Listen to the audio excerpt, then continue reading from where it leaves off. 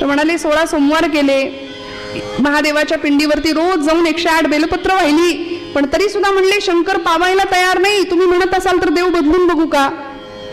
ही उपासना आमची. आम्हाला बदलण्याकरता उपासना आहे, देवाला बदलण्याकरता नाहीये. पण आम्ही असे गोंधळलेलो आहोत, भ्रमिष्ट आहोत की सध्या नेमकं कुठे जायचं, काय करायचं, वाट चुकलेली माणसं आम्ही आहोत. म्हणून आम्हाला योग्य मार्गावर आणतात आमचे संत. म्हणून तुकोबराय म्हणतात की मागणं काय मागायचं, कसं मागायचं? जन्मोजन्मी तुझा दास हेची व्हावी माझी आस. आणि दास्यत्वामध्ये जसा अनन्य भाव महत्वाचा आहे तसा निश्चय सुद्धा महत्वाचा आहे बरं का. बघा किती गोष्टी आहेत दास्यत्वामध्ये. अनन्यता, दुसरी गोष्ट आहे निश्चय. निष्काम निश्चळी विठ्ठली विश्वास पाहू नये वास आणि कांची, महाराज म्हणाले. मग हा जो निश्चय आहे तो कुठे असला पाहिजे? तो आपल्या इष्ट देवतेप्रती असला पाहिजे, की तो सोडून दुसरं काही नाही, तो सोडून दुसरं काहीच नाही. तुकोबरायांना दुसरे देव नाही का हो दिसले? ब्रह्मदेवांना उपास देवता बनावी किंवा त्यांचं दास्यत्व मागावं तर म्हणाले ते यांच्याच नाभीतून आलेत, निर्माण झालेत, त्यामुळं यांचंच दास्यत्व मागूया. बरं महादेवांना उपास देवता किंवा त्यांचं दास्यत्व मागावं तर म्हणाले त्यांना यांनीच डोक्यावर घेतलंय.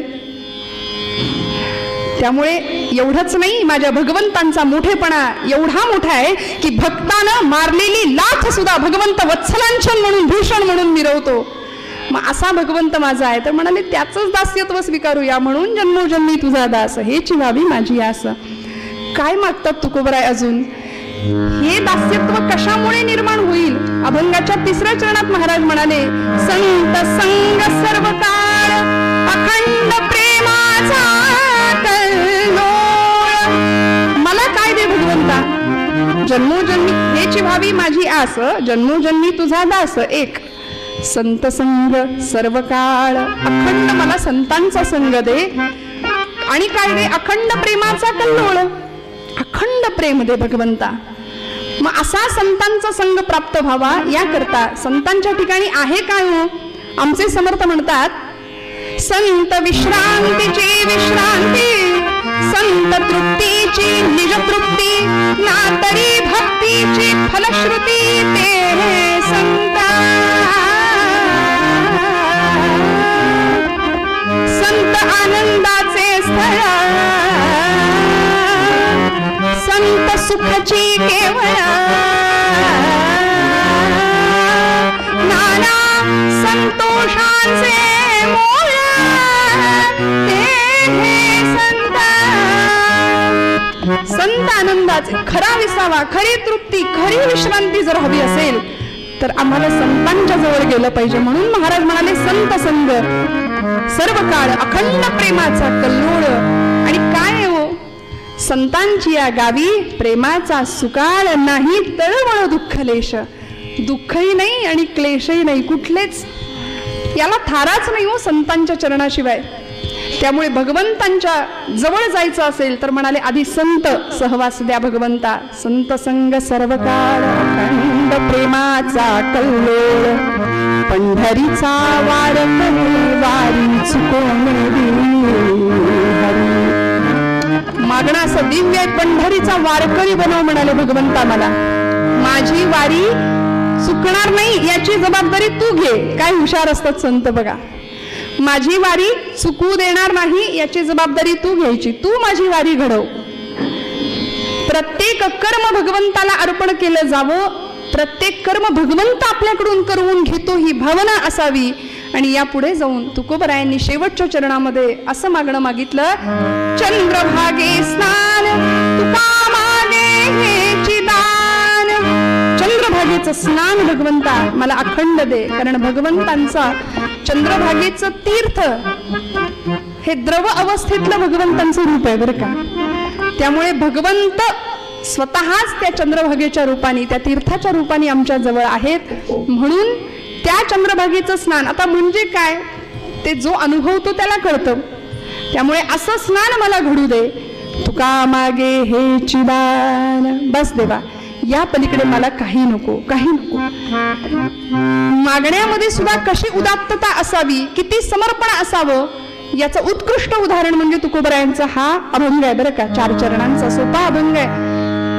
आणि मग भगवंत त्या भक्ताकरता काय करत नाही, सगळं करायला तयार होतो. अश्वत्थाम्यानी, द्रोणाचार्यांचा पुत्र अश्वत्थाम्यानी ज्यावेळी ब्रह्मास्त्र सोडलं, पांडवांचा शेवटचा वंश संपवायचा होता, उत्तरेच्या गर्भावरती परीक्षिती राजाला संपवण्याकरता ब्रह्मास्त्र सोडलं, जळत आलेलं ते अस्त्र उत्तरेच्या गर्भावरती प्रहार केलाय. त्यावेळी द्रौपदी शेजारी आहे आणि द्रौपदी उत्तरेला सांगतेय, गोविंदाला हाक मार, नाम घे. म्हणून दास्यत्वामध्ये ज्या पद्धतीने अनन्यता, ज्या पद्धतीने निश्चय महत्वाचा आहे, त्या पद्धतीने नामचिंतन सुद्धा महत्वाचं आहे. अखंड नाम. मला असं वाटतं द्रौपदी ही सासू आहे ना उत्तरेची, सासूनी सुनेला हेच सांगितलं पाहिजे, काय, नाम घे. नाही तर बघ बरं कुठली सिरियल लागली आहे, वाजले बघ किती, लाव. असं नाही, नाम घे बाई, तू नाम घे, मी नाम घेते, दोघींनी हातामध्ये जपमाळा. कसं भांडण होईल, कसा विवाद होईल, वाद होईल घरामध्ये, जो होईल तो संवादच होईल. बघा तुम्ही. त्यामुळे द्रौपदी उत्तरेला सांगते, नाम घे, भगवंताला हाक मार. आणि द्रौपदी उत्तरा धावा करतायत, हे गोविंदा, हे माधवा, धाव. भगवान लांब कुठं होते हो, ते होतेच जवळ. ते आले आणि उत्तरेला अशा प्रसंगामध्ये म्हणताय, मला तुला काहीतरी मागायचंय. मरणप्राय यातनांनी विव्हळणारी उत्तरा सांगते, देवा या प्रसंगात तुला काय हवंय माझ्याकडून, माझं रक्षण कर भगवंता. त्यावेळी भगवंत म्हणतात, मला मी मागेन ते देशील का. उत्तरा म्हणते, माग देवा, काय देऊ तुला. भगवंत यावेळी म्हणतात, उत्तरे मला तुझं मातृत्व दे. मला सांगा, भगवंतांना अशक्य होतं का उत्तरेच्या गर्भामध्ये प्रवेश करणं. पण नाही, 2 माता होत्या, एक जन्म देणारी, एक सांभाळणारी, तरी सुद्धा भगवंतांना हे मातृत्व कमी पडलं की काय. आणि परवानगी घेतली तिची आणि मग गर्भामध्ये प्रवेश केलाय, मग परीक्षितीचं रक्षण केलंय. परिणाम नामचिंतनातून सिद्ध झालेलं दास्यत्व, आणि त्या दास्यत्वासाठी भगवंत गर्भयातना स्वीकारायला सुद्धा तयार होतो. पुन्हा पुन्हा पुन्हा पुन्हा गर्भवास स्वीकारायला तयार होतो. म्हणून तर येतो कशाला, संभवामी युगे युगे. प्रत्येक युगामध्ये गर्भवास आहे, प्रत्येक युगामध्ये देव काय येतो तर तुमचं माझं दुःख दूर करण्याकरता. आणि असं दास्यत्व तुम्हाला मला कळावं याकरता तुकोबरायांचा हा अभंग. महाराज म्हणतात, पंढरीचा वार करी, वारी चुकोने हरी. रंगात थांबते, हा आशय मनात राहावा म्हणून तुकोबरायांच्या अभंगाचा एकदा आठव करूया. आणि असा कोण भक्त होता की ज्याच्याकरता भगवंत सुद्धा व्याकुळ झाला, त्या भक्ताचं चरित्र उत्तर भागामध्ये बघूया.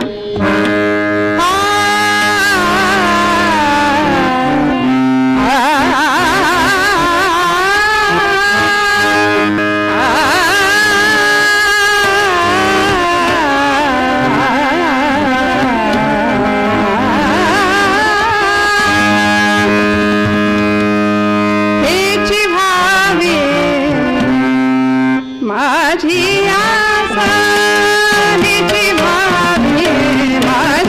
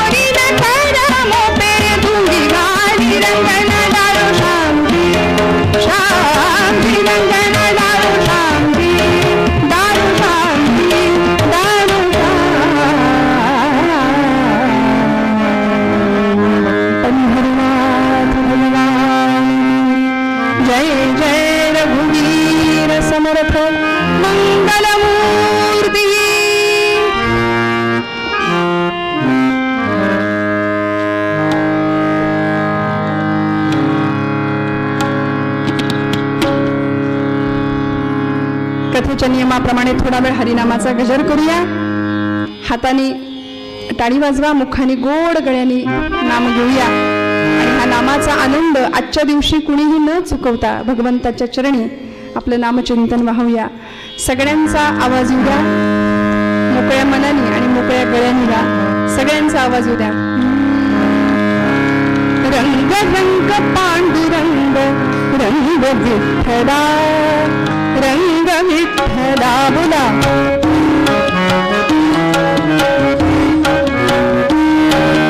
रंग विठ्ठला, रंग रंग पांडुरंग रंग विठ्ठला, रंग विठ्ठला. टाळी वाजवा, आवाज येऊ द्या टाळीचा. बोला बोला.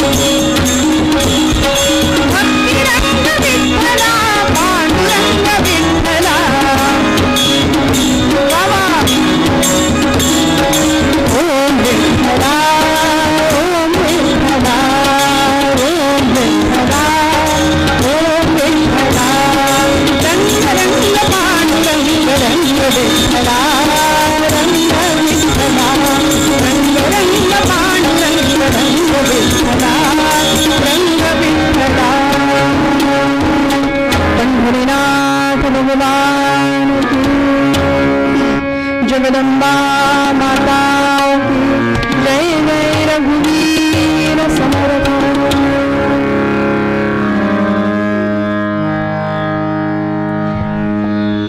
जे या भक्तीची येतुनी प्राप्ती, ते कैवल्या ते परवते सर म्हणती. जयांच्या लीले माझी नीती जियाली दिसे.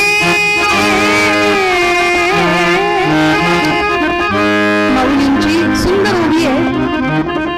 जे या भक्तीची येतुली प्राप्ती, जे कैवल्या ते परवते सर म्हणती. जयांच्या लीले माझी नीती जियाली दिसे. ज्यांच्या सहज वर्तनामध्ये सुद्धा जगाला नीतीचेच पाठ मिळतात, अनुभवायला येतात, असे संत असतात बरं का. म्हणून म्हणतात की विचारांना आचरणाचं तारण असावं लागतं. बोलणारी सांगणारी मंडळी भरपूर असतात, पण अनुभवाच्या पातळीवर जाणणारी मंडळी ही विरळी असतात. म्हणूनच त्यांना आम्ही संत म्हणतो. प्रत्यक्ष त्या गोष्टीचा अनुभव संत घेतात आणि मगच बोलतात. अनुभवाविण मान हलवू नको रे सोहिरवनात सांगतात. आणि असा भक्तीचा अत्युच्च सुंदर असा अनुभव कुणाला मिळाला हो? काय झालं?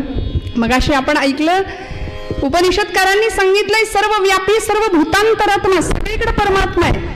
आम्ही कीर्तनकार मंडळी सांगतो, सगळेजण सांगतात देव सगळीकडे, देव सगळीकडे, देव सगळीकडे, कशाला पंढरपूरला जायला हवं. पण असं असताना अनुभव आम्ही घेत नाही की देव आमच्या जवळ आहे. असता तर तुमच्या माझ्या हातून नैवेद्य स्वीकारला असता. नामदेवांच्याच हातून का स्वीकारला? तुमच्या माझ्या हातून देव नैवेद्य स्वीकारत नाही, कारण आम्ही देव जेवत नाही म्हणून रडत नाही. नामदेव महाराज रडले. हो, मला सांगा ना, खरंच आमच्या डोळ्यात पाणी येतं का? आज आषाढीचा उपवास केला आम्ही, देवांना नैवेद्य अर्पण केला, मंडल केलं, ताट ठेवलं, पाणी फिरवलं, काढून घेतला. खाल्ला का त्यांनी? स्वीकारलं का त्यांनी? नाही ना. आमच्या पोटचं लेकरू जेवलं नाही की आम्ही रडतो, आमच्या डोळ्यात पाणी होतं. पण माझा पांडुरंग जेवला नाही, माझं उपास्य दैवत आज माझ्याकडून जेवलंच नाही, म्हणून आम्ही रडलो का? म्हणून म्हटलं आम्ही लबाड भक्ती करतो. पण संतांची भक्ती अशी नव्हती. हो, विचारांना आचरणाचं तारण होतं, अनुभव घेतला होता, अनुभव सिद्ध भक्ती होती. आणि अशी भक्ती होती की ज्या भक्ती करता तो भक्त नाही कधी गेला पंढरपूरला, पण देव भावे लाचावला या न्यायाने भगवंतालाच यावं लागलं त्याच्याकडे. कोण होता? हो, अरण गावचा भक्त सावता, अरण गावचा भक्त सावता,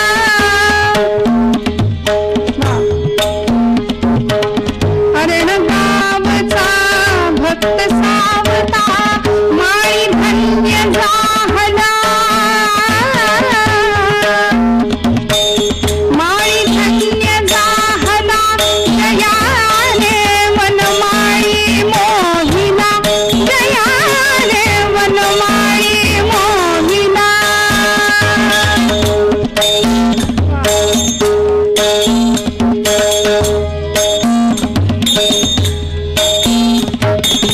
विश्वी भरला विश्वंभर तो,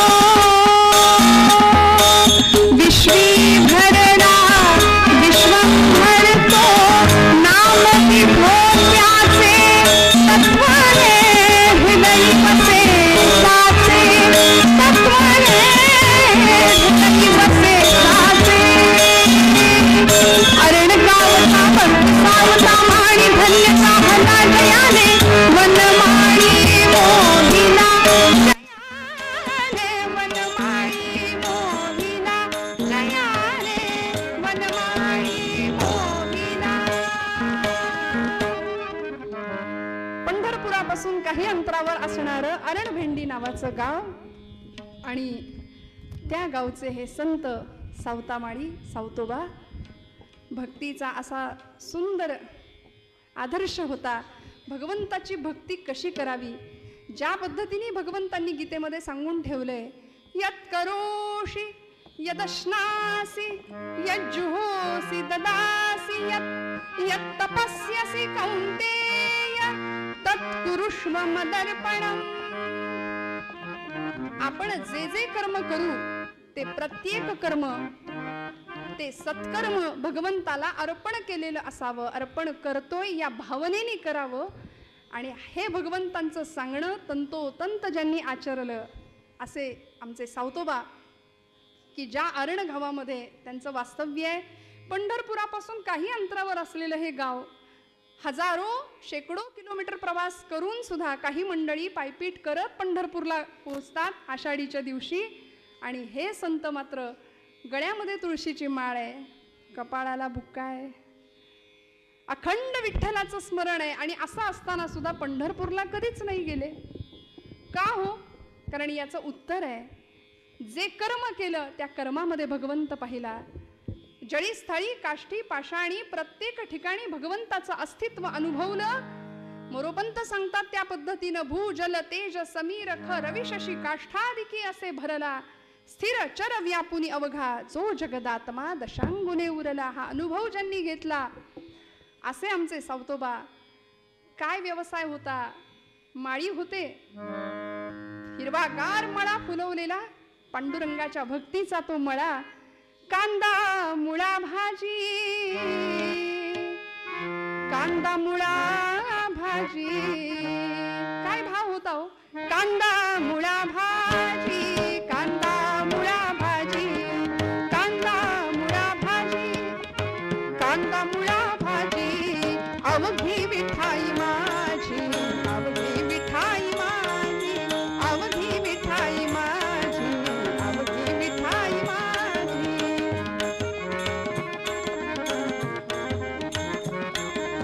अवघी विठाई माझी, अवघी विठाई माझी, अवघी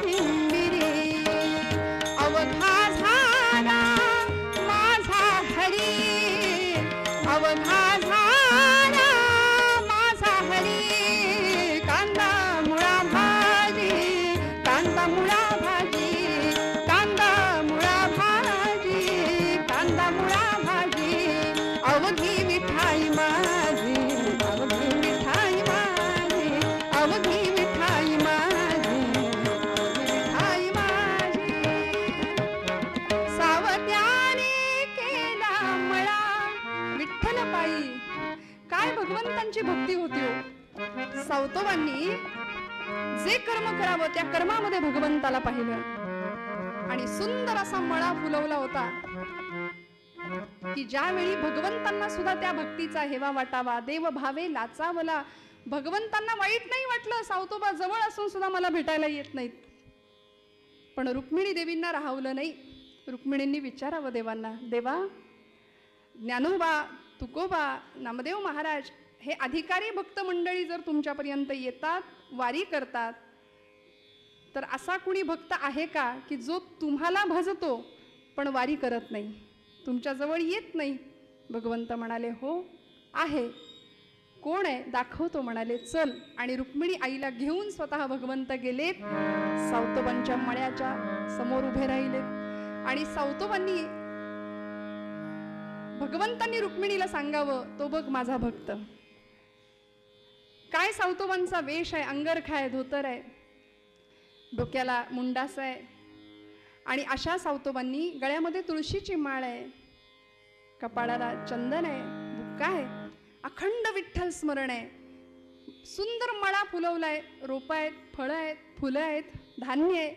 आणि अशा या मळ्यामध्ये एक विहीर आहे, त्या विहिरीला मोठ लावली आहे, त्या मोठेला 2 बैल जोडलेत. हे पूर्वीचं बरं का, आता नाही. आता सगळीकडे इलेक्ट्रिसिटी आहे, बटन दाबलं की सुरू. तेही आमच्या शहरातल्या लोकांना माहिती नाही, म्हणून म्युझियममध्ये असंच ठेवावं लागतं की अशी शेती पूर्वीच्या काळी केली जायची, मोटेची. आणि असा सावतोबांचा मळा, अशी भक्ती चालू आहे. विठ्ठल विठ्ठल विठ्ठल नामस्मरण सुरू आहे. भगवंत म्हणतायत, तो माझा भक्त अखंड नामस्मरण करतो पण पंढरपूरला कधी येत नाही. गळ्यात तुळशीची माळ आहे, कपाळाला गोपीचंदनाचा टिळा आहे, पण पंढरपूरला कधी येत नाही. रुक्मिणी म्हणते, का नाही येत? यायला काय हरकत आहे? सगळे अधिकारी संत मंदिरी येते, तर हा तुमचा भक्त असं काय वेगळं आहे याच्यामध्ये की तो येत नाही? भगवंत म्हणाले, बघ तरी. दुपारची वेळ, सावतोबांची पत्नी सावतोबांसाठी जेवण घेऊन त्या शेतामध्ये आली आहे, मळ्यामध्ये. डोक्यावर टोपली आहे भाजीची, भाकरीची, कापडामध्ये बांधलेलं ते जेवण, शेतकऱ्याच्या घरचं जेवण. या जेवणाची चव हॉटेलमधल्या जेवणाला नाही बरं का. मस्त आंब्याच्या झाडाखाली, मस्त वाऱ्याची झुळूक. आणि अशा वेळी साधी चटणी भाकरी, भाजी भाकरी जरी खाल्ली तरी अमृताची चव त्याला असते बरं. आम्ही या सगळ्या गोष्टींपासून अनभिज्ञ आहोत सध्या. लोक आपाप एकमेकांपासून खूप दूर गेलेत. जवळ यायला कुणी तयार नाही. स्नेह नाही, माया नाही, ममता नाही, जिव्हाळा नाही, एकत्र बसून जेवणं नाही, खाणं नाही. पूर्वीचा काळ होता की वाढणारं माणूस अगत्याने आग्रह करून वाढायचं, घ्या हां, पोटभर जेवा, हां, सावकाश जेवा. हे पूर्वी होतं, प्रेम होतं. अगत्याने वाढणारं माणूस, मला वाढणारी माझी आईच आहे असं वाटत होतं प्रत्येकाला. पूर्वी बसणारं जेवणारं माणूस बसून जेवत होतं, वाढणारं माणूस वाकून उभं राहून आदराने वाढत होतं.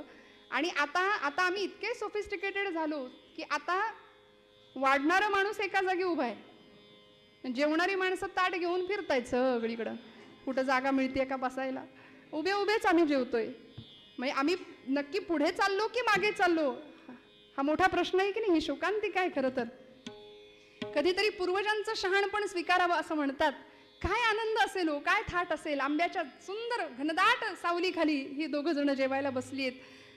सावतोबांच्या पत्नीने ती टोपली खाली ठेवली, उघडलं, जेवण वाढलं.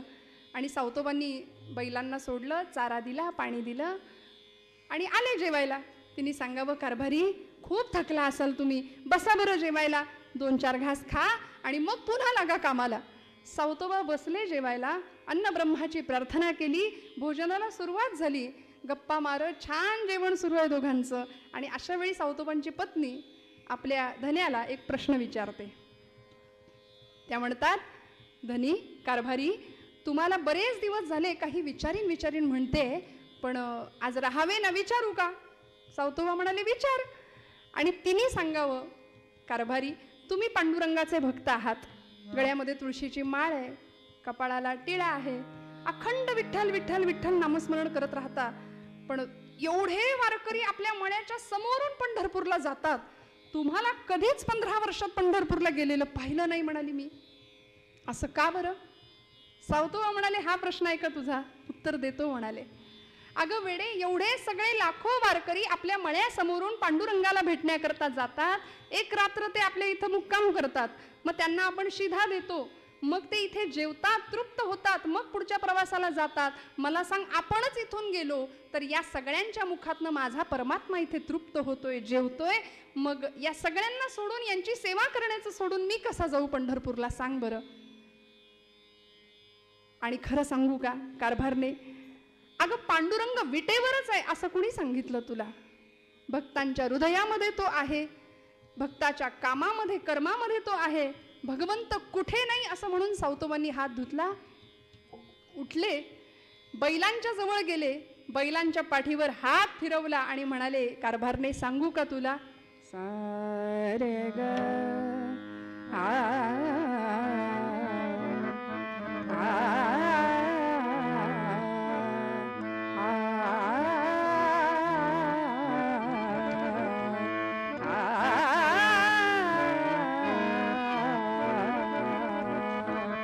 काय सांगितलं? बैलांच्या पाठीवर हात फिरवला आणि सावतोबा आपल्या बायकोला सांगतायत, विठ्ठल विठ्ठल विठ्ठल, माझा विठ्ठल कुठे सांगू का? बैल विठ्ठल, शेत विठ्ठल, विश्व विठ्ठल गे. बैल विठ्ठल, शेत विठ्ठल, विश्व विठ्ठल गे. विठ्ठलवाणी मोठ काळी ती बी विठ्ठल गे. विठ्ठलवाणी मोठ काळी ती बी विठ्ठल गे. बैल विठ्ठल, शेत विठ्ठल, विश्व विठ्ठल गे.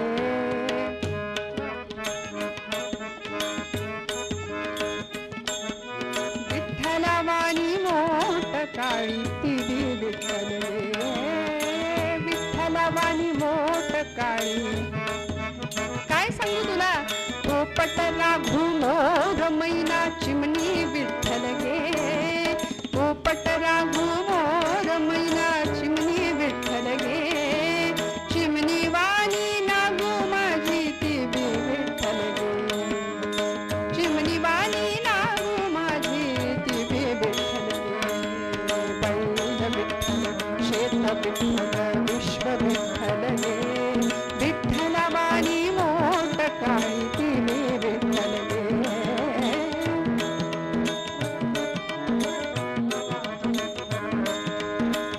सर्व चराचर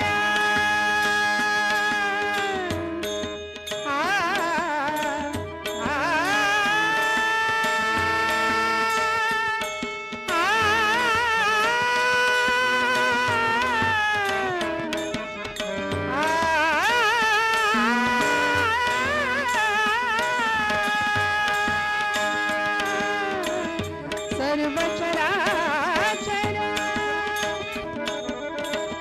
सर्व चराचर, सूर्य चंद्र गे. सर्व चराचर, सूर्य चंद्र गे. कमते विठ्ठल गे. विठ्ठलाचा दास सावत्या त्यो बी विठ्ठल गे.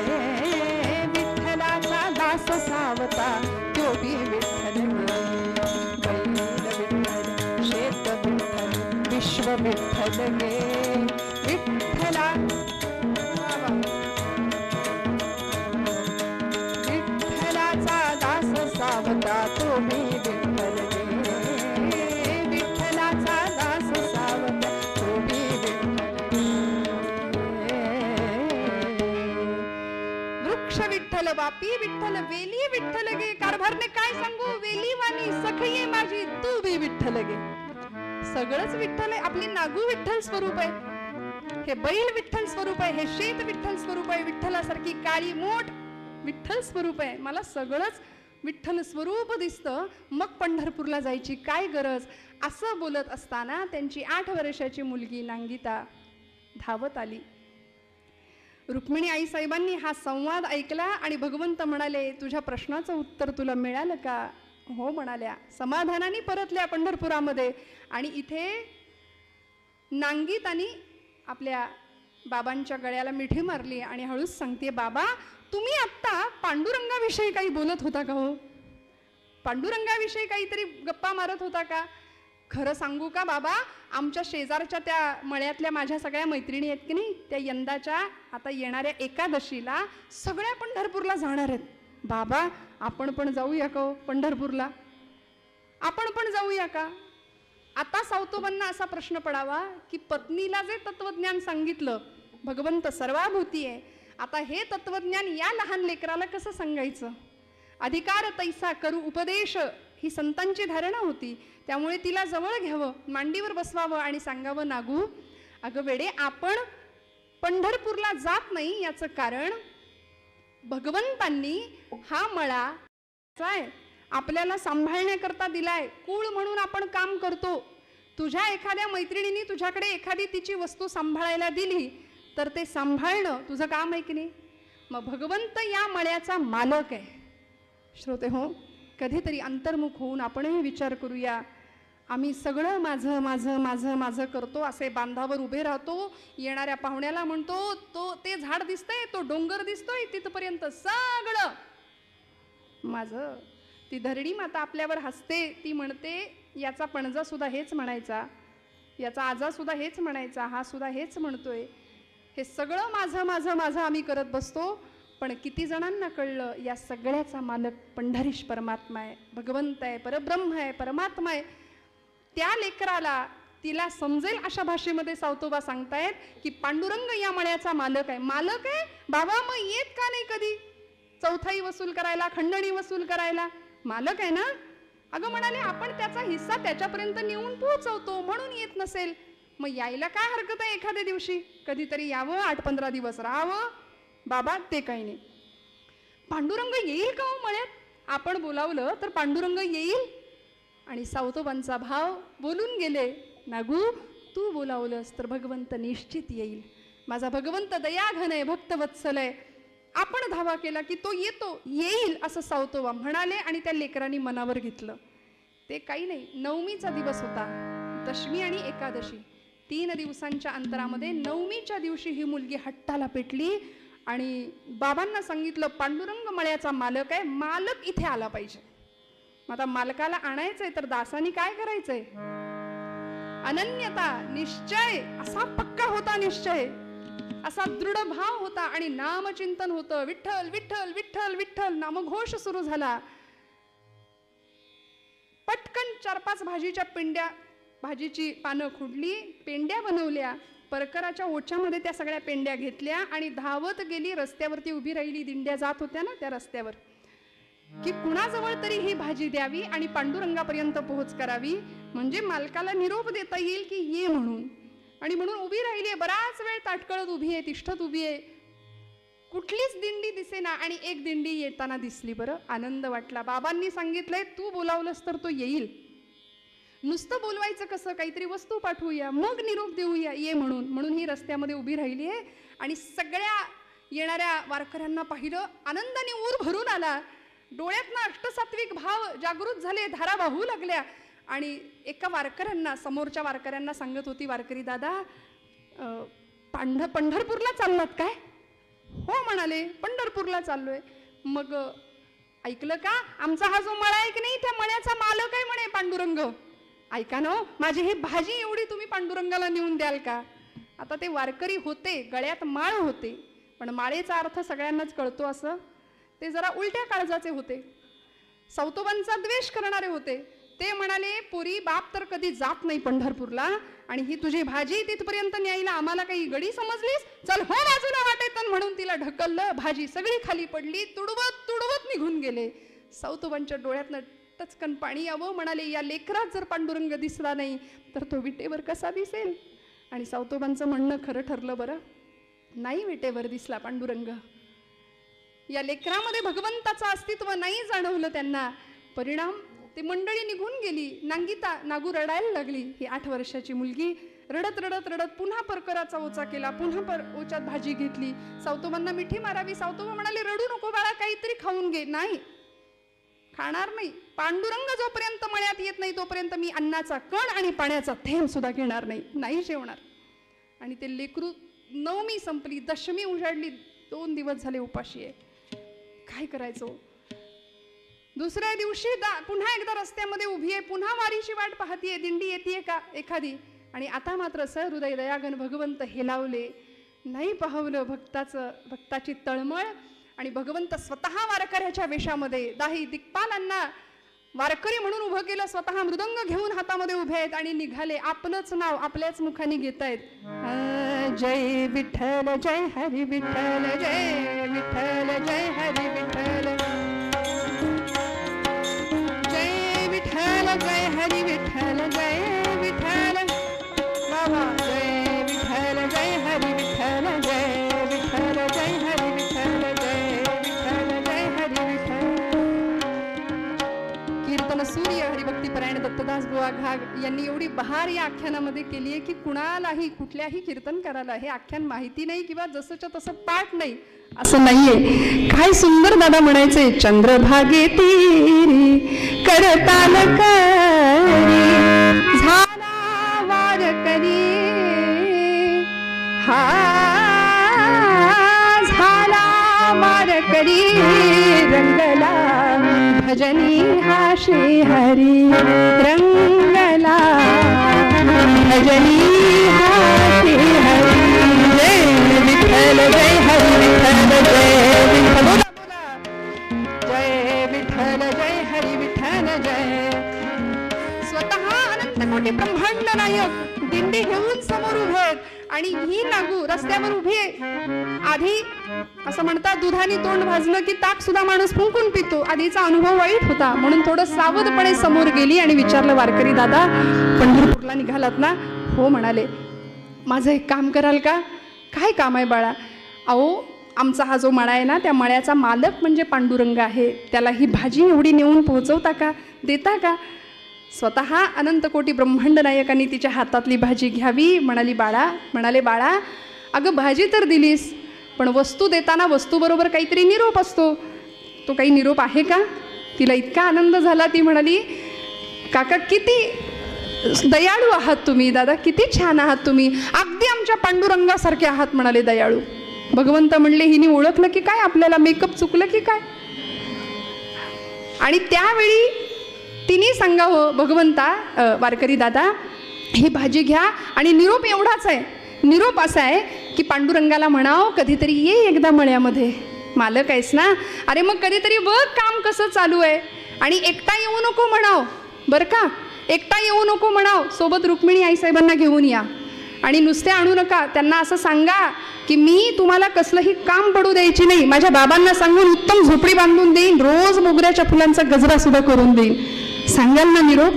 म्हणून पांडुरंग परमात्मा निघाले पुढे आणि हिच्या काय मनात आलं, म्हणाली ओ दादा थांबा, म्हणाली आता तुम्ही जाणार तिकडे पंढरपुरात, एवढी गर्दी, त्या गर्दीमध्ये तुम्ही माझा निरोप तिथपर्यंत पोहोचवणार, आणि जर पांडुरंगाच्या लक्षातच नाही राहिलं तर काय करायचं, त्यापेक्षा असं करा तुम्ही जा आणि माघारी येताना तुम्ही तुमच्या बरोबर घेऊनच या म्हणाले पांडुरंगांना, भगवंतांना आणि आई रुक्मिणीला.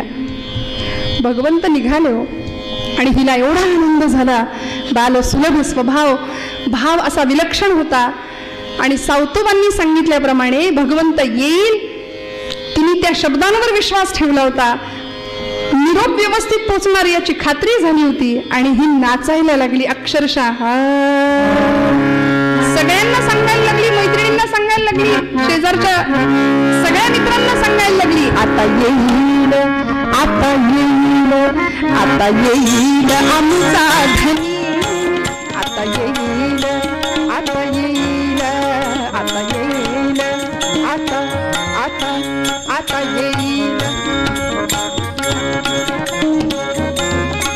आता येईल आमचा धनी, पंढरपूर सोडून शानी. बाबा पांडुरंग येणार, मळ्याचा मालक येणार म्हणून नाचायला लागली हो. त्या बाबा पंढरपूर सोडून शानी, पंढरपूर सोडून शानी, आता येईल, आता येईल, आता येईल आमचा धनी.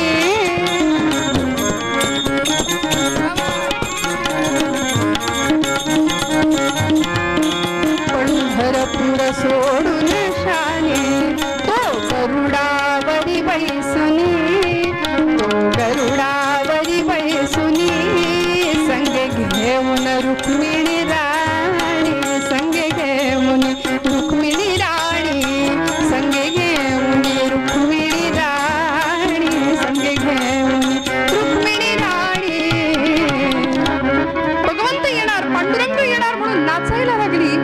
आणि बघता बघता उपवास केलेल्या या मुलीनी नवमी, दशमी आणि एकादशीचा दिवस उजाडला. हो, वाट पाहते भगवंत येणार, पण लेकराच्या पोटात अन्नाचा कण नाही, पाण्याचा थेंब नाही. संकल्प निश्चय असा होता की भगवंत आल्याशिवाय जेवणार नाही, भगवंत आल्याशिवाय पाण्याच्या थेंबाला स्पर्श करणार नाही. 8 वर्षाची लेक सावतोबांना बघवलं नाही लेकीकडे. डोळे खोल गेले, पोट खपाटीला गेलं होतं, चेहरा निस्तेज पडला. पोरीला उचलून घेतलं आणि सावतोबांनी भगवंताची करुणा भाकावी. पांडुरंगा, मी शब्द दिला भगवंत येतो म्हणून, तिने तुझी करुणा भाकली. भगवंता, तू तिला सांगून गेलायस येतो म्हणून, तुला यावं लागेल, तुझा शब्द तुला राखावा लागेल. पांडुरंगा, हाक मारली आर्त भावानी. आणि इकडे पंढरपुरामध्ये एकादशीचा दिवस, ही वारकऱ्यांची गर्दी, सगळी मंडळी जमलेली आहेत. नामदेवांचं कीर्तन चंद्रभागेच्या वाळवंटामध्ये रंगलेलं आहे.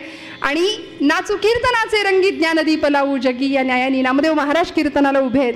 स्वतः पांडुरंग कीर्तनामध्ये नाचावा हा अलौकिक अधिकार ज्यांचा होता असे नामदेव महाराज. सागमनी सानी गमग गमध्या गमग सा कीर्तनाचा गजरा होतो, कीर्तनाचा गजरा होतो. संत भार पंढरीत, संत भार पंढरीत, संत भार, संत भार पंढरीत. रंग भरे कीर्तनात, रंग भरे कीर्तनात. भगवंत कीर्तनात नाचत होते. नामदेवांच्या कीर्तनाचा असा रंग होता. पण अचानक भगवंतांची मूर्ती दिसतीये, पण मूर्तीतलं चैतन्य दिसेना.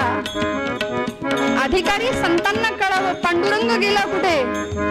विटेवर पांडुरंग आहे, मूर्ती आहे, पण मूर्तीतलं चैतन्य नाहीये. भगवंत गेला कुठे, कुणाला विचारावं, कोण तेवढ्या अधिकाराचं आहे.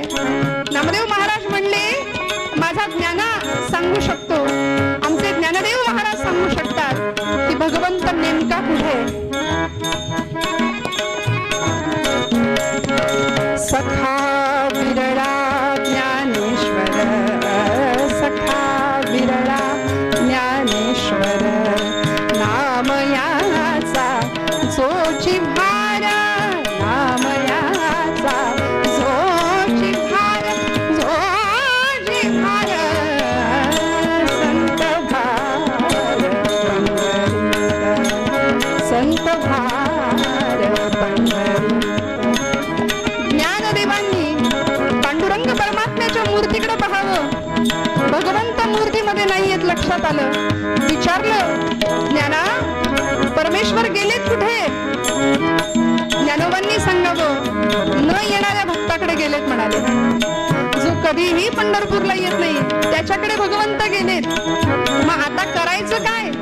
आमच्या जनाबाई सांगतात, भगवंताला आपलंसं करायचं असेल तर ऐशा संता शरण जावे, ऐशा संता शरण जावे.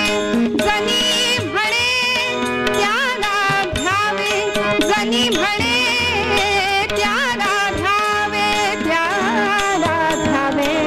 संत भार पंढरीत, संत भार पंढरीत, संत भार पंढरीत. सगळी संत मंडळी सावतोबांच्या मळ्यामध्ये. ऐशा संता शरण जावे, जनी म्हणे त्याला द्यावे. सावतोबांसारखे अधिकारी संत ज्ञानोबांनी सांगावं की सावतोबांच्याकडे भगवंत गेलेत म्हणून सावतोबांच्या मळ्यामध्ये सगळे आले. आणि इकडे भगवंत आधी पोहोचले होते. सांगत होते, सावतोबा मी आलोय, नागू मी आलोय. नागूनी डोळे किलकिले करून पाहावं. भगवंतांनी स्वतः तिच्या मुखात पाणी घालावं आणि नागू अगं मी आलोय बघ तरी. नागूंनी सांगावं हे काय देवा निरोप नीट पोचला नाही तुम्हाला, तुम्ही एकटेच आलात, रुक्मिणी आई कुठे आहे? मी सांगितलं होतं तुम्हाला तिला पण घेऊन या म्हणून. अगं कुठली रुक्मिणी कुठलं काय, माझ्या मागे चोर लागलेत म्हणाले, मला कुठेतरी लपवा. सावतोबा म्हणाले कुठे लपवू, माळ्यावर बसता का जाऊन? नाही म्हणले शोधून काढतील. मग मळ्यात जाता का? नाही म्हणाले शोधून काढतील. मग कुठे लपवू? भगवंता माझ्या या हृदया व्यतिरिक्त तुम्हाला लपवायला माझ्याकडे दुसरी कुठलीच जागा नाही. आणि म्हणून कथा आम्हाला सांगते सावतोबांनी विळा घेतला, छाती चिरली आणि भगवंताला आत बसवलं. पण या सगळ्या कोड्याचा अर्थ आम्हाला भगवंत सुद्धा सांगतात, ईश्वर सर्वभूतानां हृदयेषु अर्जुन तिष्ठती भ्रामयन् सर्वभूतानि यंत्रारूढानि मायया. आमच्या जनाबाई कोड सोडवतात, हृदयबंदी खाना केला आत विठ्ठल कोंडीला. आमचे तुकोबराय कोड सोडवतात, साठविला हरी जिही हृदय मंदिरी त्यांची सरली येर झार झाला सफल व्यापार. या हृदय मंदिरामध्ये कर्म ज्ञान भक्ती वैराग्य या 4 फाळ लावलेल्या नांगरांनी जमीन सुपीक केली, सिंहासन तयार केलं आणि तिथे म्हणाले भगवंताला बसवलंय, प्रतिष्ठित केलंय. आणि असा भगवंत सावतोबांच्या हृदयात होता. पण कथा गोड आहे. ज्यावेळी सगळी मंडळी आली, सगळे सांगतायत सावतोबा पांडुरंग कुठाय, पांडुरंग कुठाय, इथे आलाय आम्हाला ठाऊक आहे. सावतोबांनी विनवण्या कराव्या, भगवंता या आता दर्शन द्या. नामदेव महाराज सावतोबांना म्हणतात, सावतोबा की माळी काम तुम्हाला उत्तम जमेल, पण म्हणाले शिवण कामातली चूक माझ्या लक्षात आली आहे. तो शेला बाहेर राहिलाय देवाचा, टिप्पण घालायला जरा कमी पडलंय, चुकलंय. आणि तो हिरवा शेला म्हणजे सावतोबांचा हिरवागार मळा होता. श्रोते हो, सगळीकडे व्यापून उरलेला तो भगवंत, त्याचं अस्तित्व सगळ्यांना कळावं, दिसावं म्हणून सावतोबांनी सगळ्यांनी प्रार्थना करावी आणि भगवंताला विनवण्या केल्या. देवा या आता. नागू सहित सगळ्यांची कामना भगवंतांनी पूर्ण करावी. निराकार तो भगवंत उभा राहिला, प्रगट झाला. निराकार तो कसा प्रगटला असा विटेवर उभय ठेविले हात कटेवर. पुतळा चैतन्याचा कानडा राजा पंढरीचा, कानडा राजा पंढरीचा, कानडा राजा पंढरीचा.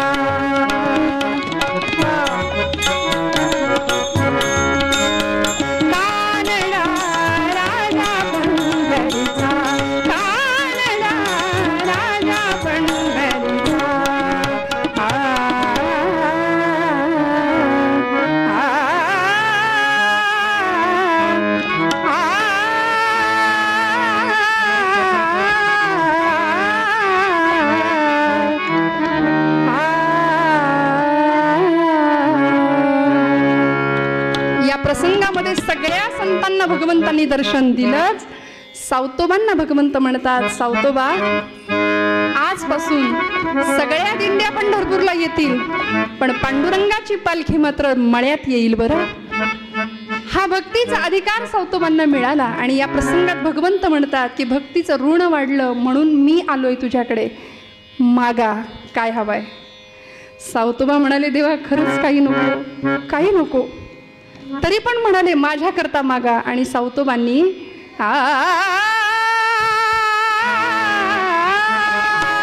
सावतोबांनी मागितलं जे पुढच्या काळामध्ये तुकोबरायांनी मागितलं.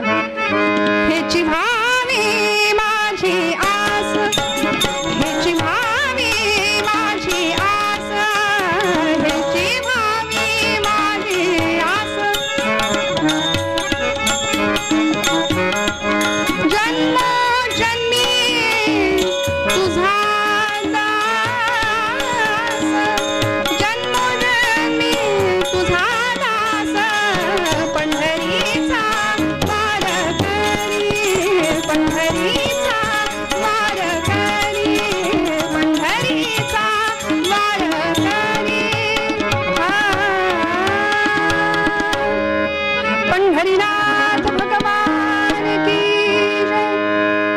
सेवा भगवंत चरणावर अर्पण करते.